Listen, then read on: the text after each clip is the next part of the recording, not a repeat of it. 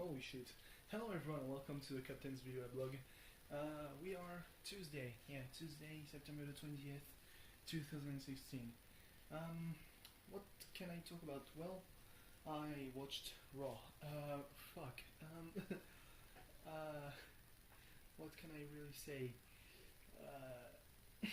It definitely didn't feel like this was a go-home show. And this seems to be a reoccurring problem for Monday Night Raw, not really being able to book a go home show. I know that they very much embraced the episodic thing, with the season premiere and all of that. But the fact that having what I feel like would be an overarching plot shouldn't keep you from wrapping storylines from from time to time, and giving a little bit of the sense of emergency in the last show before a pay-per-view, the first Raw exclusive pay-per-view at that, should be one of their concerns, and it definitely didn't look like it was the last Raw before a pay-per-view. Why? Well, for example, if you put besides the fact that Seth Rollins threw caution to the wind at the very end of the show, hurling himself really at Owens and Rusev. The main event being Roman Reigns versus Kevin Owens, when it's been said at the very beginning of the show that Roman Reigns would face Rusev and Kevin Owens would face Seth Rollins, and the fact that it's supposed to be a rematch from last week and it's going to be in a cage, it doesn't really make sense. Worst even, Roman Reigns won. What kind of story do you want to tell here? Is Seth Rollins going to lose and Roman Reigns going to be the next number one contender? Is that what you're trying to tell us? Because that's not the best way to do it. It was a fairly okay cage match once again.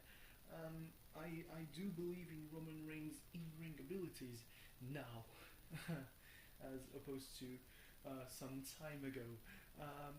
And apparently he's worked on his stamina, but it's still lacking. There's not really a story being told, and therefore I cannot really have any kind of interest in what's going on.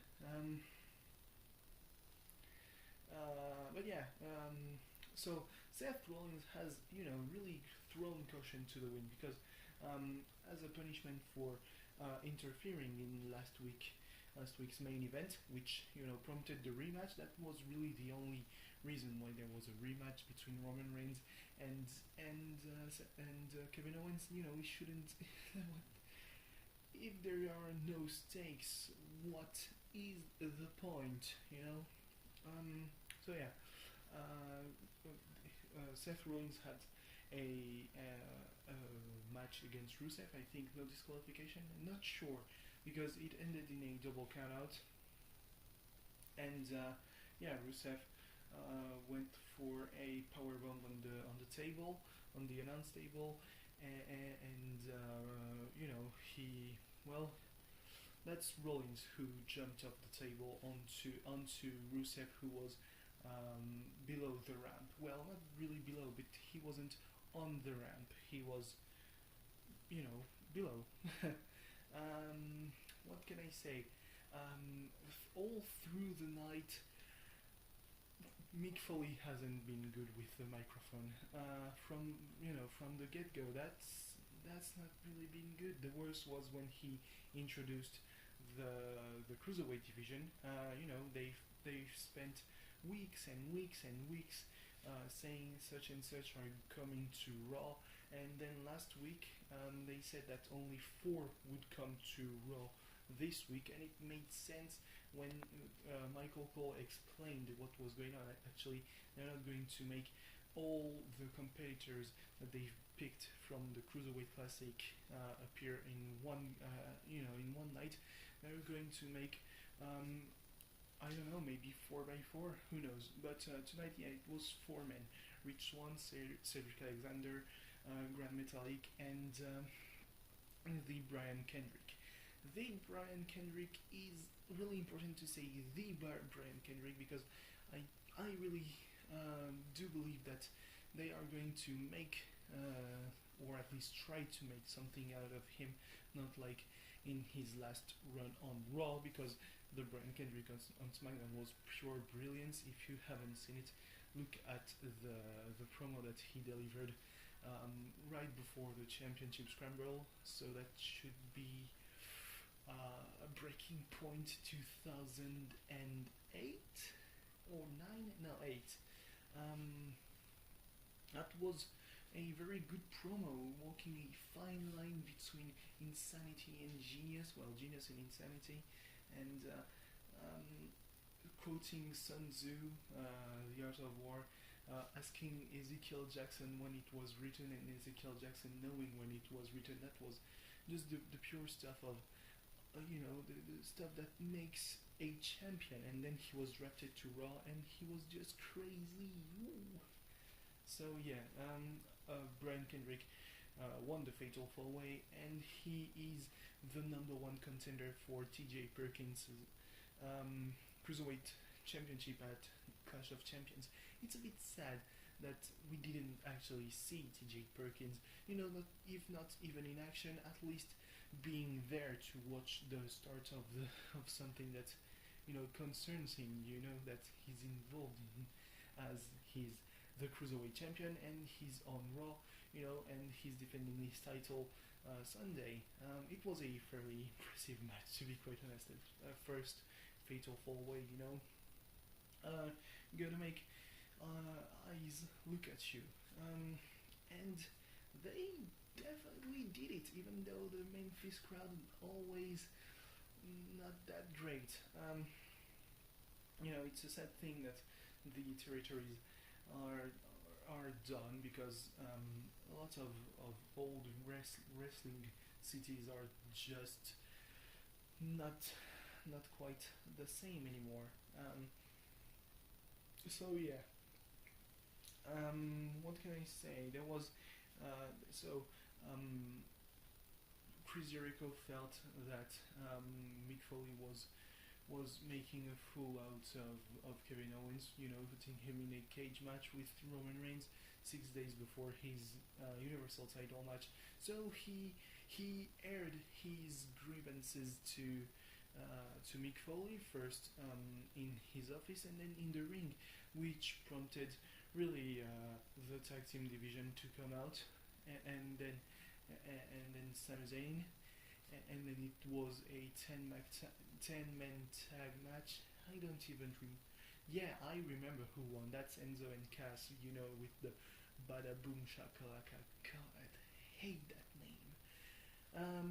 So yeah, I'm not gonna talk too much about it, because 10-man tag matches just are a waste. Oh well, there are all these guys that we think we're gonna put in the pay-per-view, and we just don't know how to properly build them, so we're gonna put them all in a match and let them do their thing. So yeah, pretty dumb strategy if you ask me.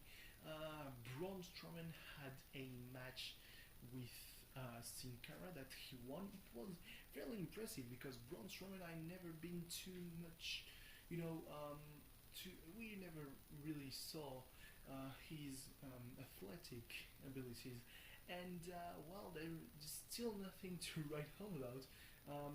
Being able to come back into the ring, catch Sin Cara, and then immediately do his finisher was pretty impressive, actually. So he won, as if it was going to be a surprise. Sin Cara won. Oh boy. No, Braun Strowman won. Bailey. Oh yeah, there was apparently something that I really don't understand. Something that really doesn't make sense to me. So last week, apparently, Sasha pinned Bailey, but Dana Brooke came to the office of Mick Foley, making him look at last week's Monday Night Raw, the end of the match, and actually apparently it's a double pin, so no number one contender, except Dana Brooke didn't get pinned, so maybe she should have been the number one contender if logic had any place in the WWE. But no, so Sasha and Bailey were set to have a tag match against Charlotte and Dana Brooke, but Charlotte said, or no, Dana Brooke proposed that instead of that, let Sasha and Bailey fight, and the winner gets the honor to lose to Charlotte. And Mick Foley was like, hey, that's a good idea. You know what, Charlotte, you're gonna face both Sasha and Bailey. Yeah. So the tag match was still on, and I think that Bailey won. Bailey had the pin. Yeah, I didn't really process everything that was on Raw because it was, fairly boring, to be quite honest. Only real highlights, or can we really call them highlights, came to my mind. So yeah, Bo Dallas won against apparently the grandson of Michael P.S. Hayes, Gary Graham. Bo Dallas is on a roll. The negativity is apparently getting him places. He had a promo that was weirdly reminiscent of what his brother, Bray Wyatt, does on SmackDown, despite the fact that it's only a setup to say, I'm the only one who can believe in Bo. So yeah, what else was there? I really want to remember everything that is on Raw because I feel like it's a bit important, but really not everything is important. I'm and furthermore, not helping me is the fact that I'm making everything out of order. So yeah, and I also have other things to think about, like Cyril blowing all of their budget on all of their shows so early that 2 weeks ago on that's a long fucking name, on their show about magical boys, they had one of the enemies being not even, they didn't even try to make him look not CG, 3D CG, because CG it's pretty much a given. Who even does animation by hand in 2016? I mean, come on now. So yeah, no, but really, I want to remember what was on Raw. Wasn't that much talking actually, but yeah, it wasn't really an interesting episode of Raw. To be fair, so there had been talks about the Miz being on Raw, but no. I guess that they found something to accommodate both SmackDown as a brand and the Miz during the day of Monday, I guess, or maybe the Miz realized that he was going to be treated like shit because look at Rusev. I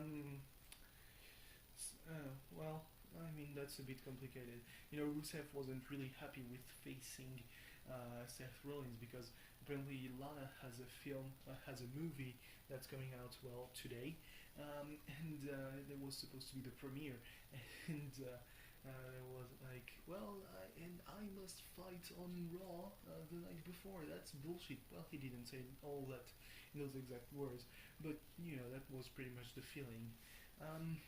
Really interesting. It was a featurette, as the world of the cinema likes to say, about Lana, and there was a lot of kayfabe involved because Lana, she's American. She's actually American, despite the fact that she has grown for a bit in Eastern Europe.